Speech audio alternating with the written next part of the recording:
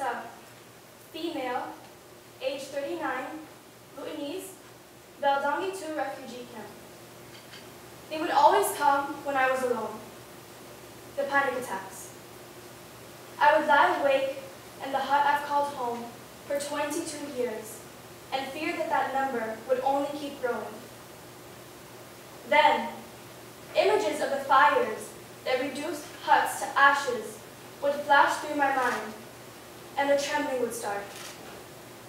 The thought of raising my 2 children in this place of insecurity would render me restless and gasping for air to calm the panic attack that paralyzed my hopefulness for an instant.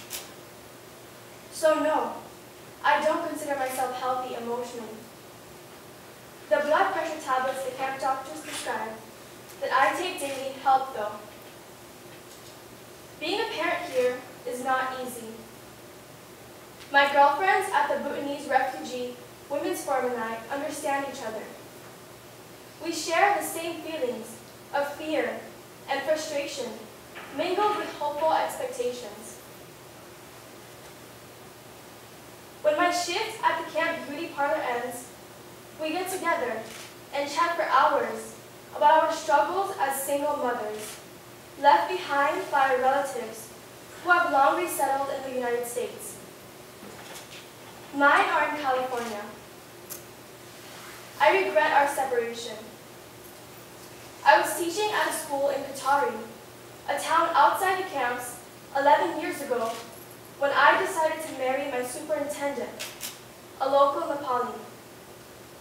At first, the success of our marriage distracted me from the consequence of a stalled resettlement process.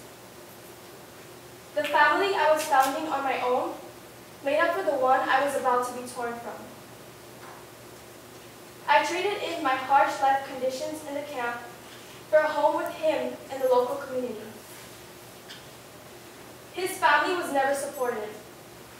They would hiss the word Serenarthi at me, refugee, and fill my husband's head with discriminatory thoughts that he eventually began to lash out at me.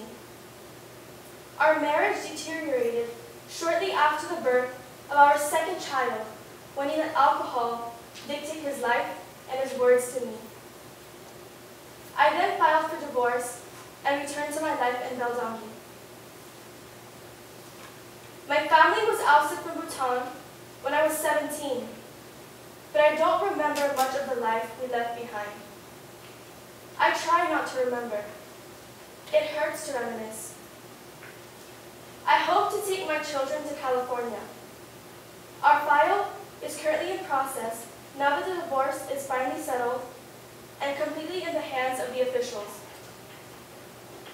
If my life were a book, it would be called The Sadness of Life.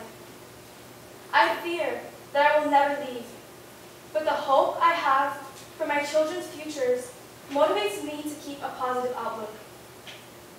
I hope to be completely independent again, like how I felt as a teacher in Katari. Maybe then I could give you a more happy title.